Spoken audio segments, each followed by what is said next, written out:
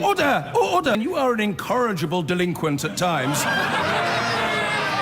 Behave yourself, man!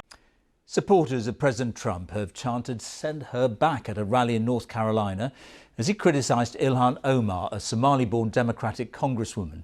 She is one of 4 women in the US House of Representatives known as the Squad who have openly challenged President Trump's rhetoric. With more, here's our North America correspondent, Nick Bryant. This is a rally that will be talked about for decades to come, after the racism of Donald Trump's original attacks on the 4 congresswomen of colour came the kind of racial demagoguery we've not heard or seen from a modern-day American president. First, he singled them out by name. Representative Ilhan Omar, Representative Alexandria Ocasio-Cortez. Go back to where you came from was his message to the congresswomen earlier this week, 3 of whom were born in the USA. His latest advice: if you don't like America, then leave. Tonight I have a suggestion for the hate-filled extremists who are constantly trying to tear our country down. They never have anything good to say. That's why I say, hey, if they don't like it, let them leave. Let them leave. Send her back, shouted the crowd. It sounded like the lock her up mantra of the 2016 campaign. After Hillary Clinton, 4 new female hate figures. Everything is so freaking touchy with all of them. They have no sense of humor. They have no common sense. I'm sorry, just a bag of idiots.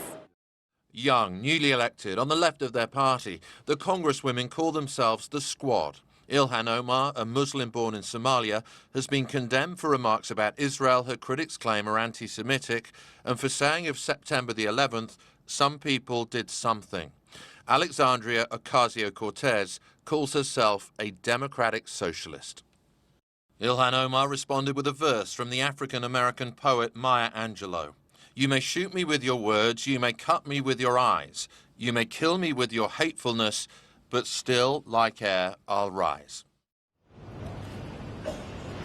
Poetry last night, but very unpoetic language today. Ilhan Omar has just called the president a fascist, and a real change in tone from Donald Trump as well. While we've been on air, he's been speaking in the Oval Office, disavowing that "send her home" chant, saying, I disagree with it, I felt a little badly about it, I was not happy with it. Worth pointing out, he didn't try and silence the crowd last night. He didn't disavow the crowd last night. Is this an acknowledgement from Donald Trump?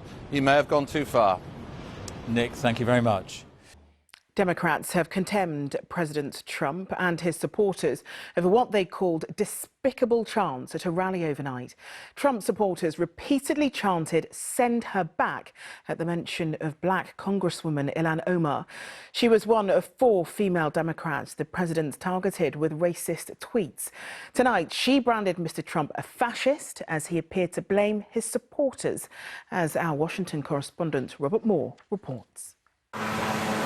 The president arrived back at the White House last night, accused by his critics of taking American politics into ominous terrain. Though in the last few minutes, he appeared to blame his supporters for that chanting last night. I was not happy with it. I disagree with it. But again, I didn't say that, they did. And I won't forget the men who died. At the rally in North Carolina, he launched a prolonged verbal assault on the 4 congresswomen, all from diverse backgrounds, who have become his target of choice. She said, essentially, Nazis are running concentration camps.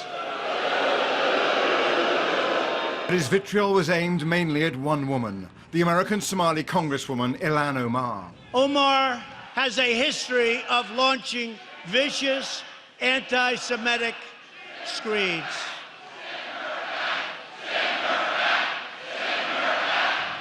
And then just listen to the crowd. "Send her back," they chanted.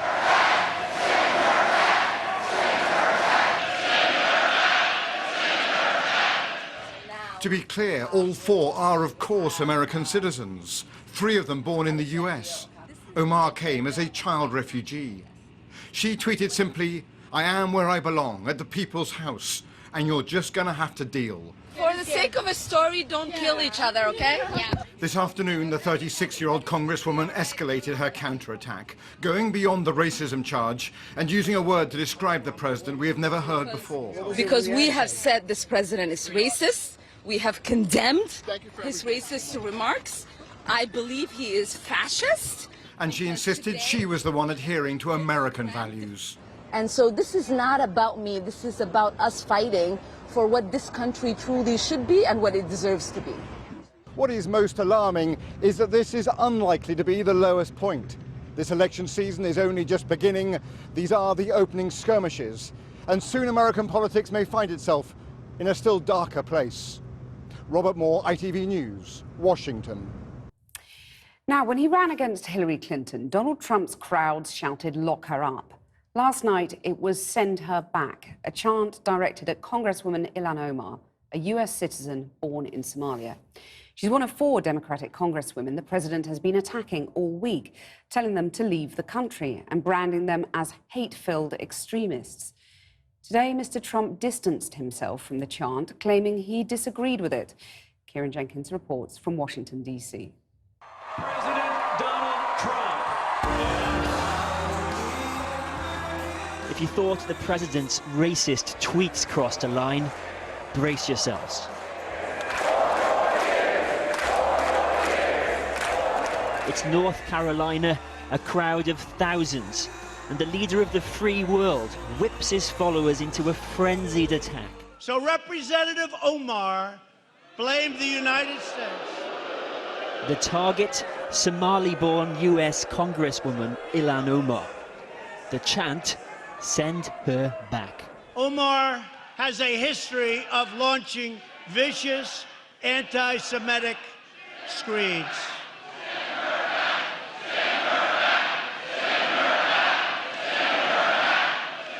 He says he hasn't a racist bone in his body. So where was his backbone, his critics wonder, as that old racist trope reverberated in the rafters. Today, Donald Trump offered an alternative interpretation of events.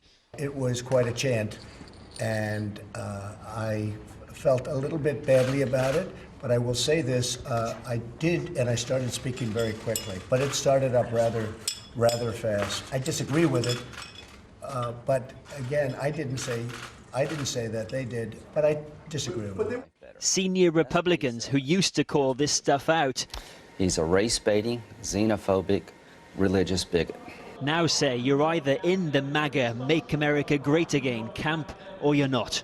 If you're a Somali refugee wearing a MAGA hat, he doesn't want to send you back. You probably have dinner at the White House. I believe he is fascist. But how must Ilhan Omar feel with those chants ringing in her ears? And his supporters have turned our country, that is supposed to be a country where we allow democratic debate and dissent to take place. And so this is not about me. This is about us fighting for what this country truly should be and what it deserves to be.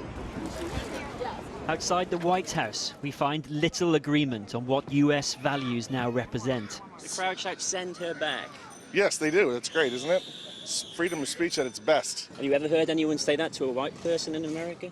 Go back where you came from? All the time. Really? Yes. Has anyone ever said it to you? No. There you go. I've been hearing the argument this morning that it is American to shout, "Send her back," because you're exercising your rights of freedom of speech. It's inherently racist. It would be no different than shouting the N-word across, is that free speech? No, that's hate speech. A moment of reckoning for America. History will judge. But the present will first have its say, and on this week's evidence, it won't be pretty. We're joined now from Washington, D.C. by Tara Setmeyer, a former Republican communications director on Capitol Hill and host of the podcast Honestly Speaking with Tara. Tara Setmeyer, we in Europe who have known racist talk and eventually fascism lead to war feel very, very uneasy when we look in on these images. How do you feel? Oh, I'm sickened by this. I mean, it sent shivers down my spine when I heard those chants last night during the president's rally. Just watching Americans engage in behavior that we've seen in history that has been very, very ugly. And the president of the United States standing there and allowing it to happen. Not only that, he's invoked this, he's stoked this by his own tweets and his own actions and his own sentiments, riling up the racial resentment, ugly underbelly that is still alive and well, apparently, in the United States. So I'm very upset by this. I wish there were more Republicans that would stand up and speak out against this type of racist rhetoric. But they're trying to avoid that because they don't want to admit that they're supporting a racist president. But subsequently in the White House, he said, you know, I didn't like this idea. I wasn't supportive of it. I didn't bring it about. Well, I mean, that's laughable because his own tweets said on Sunday, telling those 4 congresswomen to go back to the crime-infested places they came from. If they don't like this country, then, you know, they can leave. What did he expect? Does anyone really believe that that was a sincere condemnation of what happened? He stood there for 15 seconds and let the chant play itself out. He didn't say, stop that, or no, you know, that's not okay. He didn't even really condemn the people who did it this time. He said, well, they love their country, they're patriots, but it didn't make me happy. That is a really tepid response. Former Senator John McCain, when he was confronted with a similar race-baiting negative comments about former President Obama, when a woman implied that he was a Muslim that wasn't born here, he snatched the microphone from her and told her, no, no, no, you know, that is not the case. President, you know, Mr. Obama at the time, Senator Obama is a good man, he's an American. He shut it down immediately. Right. This president relishes in it, so well, I don't believe his apology, his comments at all. We're in the foothills of the next presidential election. Is he building his base? And if he is racism going to produce a big enough base for him to win? Well, I've got to tell you that it concerns me that his approval rating is still hovering around 40 to 44% nationally, and in the states where he needs to keep his base, in the Midwestern states, in the Rust Belt, Michigan, Pennsylvania, Wisconsin, Ohio, he's actually polling in a way that he could win again. And he knows that using racial resentment, using the issue of immigration as a foil is a very powerful tool. That's how he got elected in the first place. People thought initially it was just economic anxiety, but studies after the election have shown that it was really racial resentment that motivated more people. And there were focus groups done in Michigan recently that showed that swing voters actually agree with the president on his immigration stance. So this is, and 5 percentage points increased for his support with Republicans after these racist tweets on Sunday. Right. So he only needs a couple percentage points here and there in order to win again. And I'm concerned that this strategy may in fact work. The flip side of it, of course, is that Democrats, depending on who their nominee is, will have an opportunity to say, listen, this is not the country we want. This is not the America that we know and love. Is this really the road we want to go down? And that depends on who their candidate is. And I'm hoping that it's Joe Biden, because I think he's the only person that is capable of putting that message forth from a moderate perspective and not too far left. America has a written constitution of which it's very proud. But does that constitution have the facility to prosecute him for language like this? Well, no. I mean, unlike in Europe, we don't necessarily go after people for hate speech. I mean, that's kind of the beauty of the First Amendment, that even though you may say things that people don't like, as long as you're not inciting violence, you can't yell fire in a theater. But I think we need to be very careful about monitoring speech through the Constitution or changing anything about our Constitution, because that can be a slippery slope also. One day, one man's hate speech is another man's freedom of speech, and I think we need to be very careful with that. But we need to call it out, what's not acceptable. You know, not necessarily prosecuting, but where you prosecute it is at the ballot box. People need to go and vote people out that they don't feel comfortable with the language that they're using. Are you still a proud Republican? I am not a proud Republican of what this party stands for right now. This is not the Republican Party that I worked for, that I grew up on. This is not the party of Reagan. And the only reason why I maintain that I'm still a Republican is because the principles of conservatism and of republicanism are still the same. Unfortunately, it's now been perverted by people like Donald Trump and the leaders of the party who have acquiesced to his perversion of what he's calling republicanism, which is by far is antithetical to what the actual principles are of freedom, individual freedom, fiscal responsibility, strong defense, things that were Ronald Reagan's shining city on a hill, aspirational republicanism is not there. So I stay because people like me need to call out the hypocrisy that's going on now, and when all the pieces are fallen, someone needs to put them back together. So it's tough, though. It's not easy. Tara Setmeyer, thank you very much indeed for joining us. Now, even in a country that's grown used to his talent for causing political outrage, this week has caused shock in America. Donald Trump said he disagrees with supporters who chanted "Send her back" about Somali-born Democrat Congresswoman Ilhan Omar.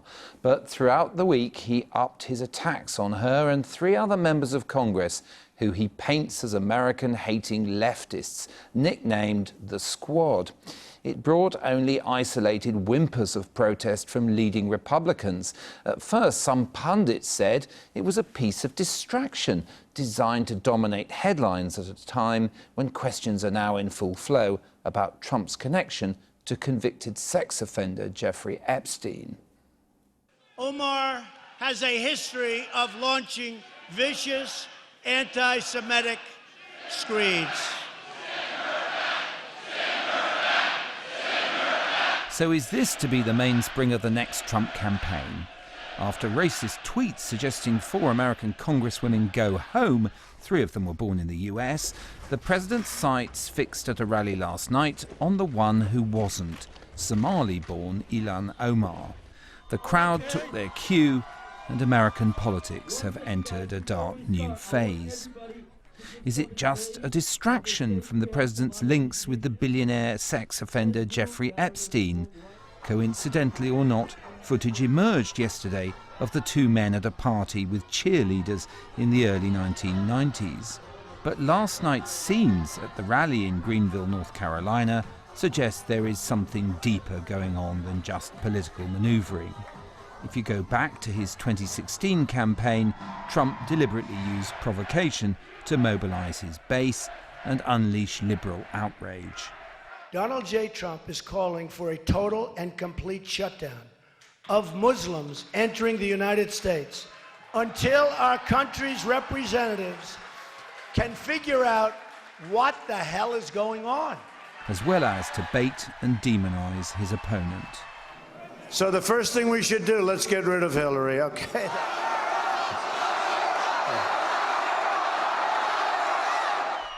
So with these latest attacks on the Squad, is the president simply venting baser instincts, or is he, by getting broad sections of the Democratic Party to back them, attempting to paint all of his potential opponents as America-hating radicals?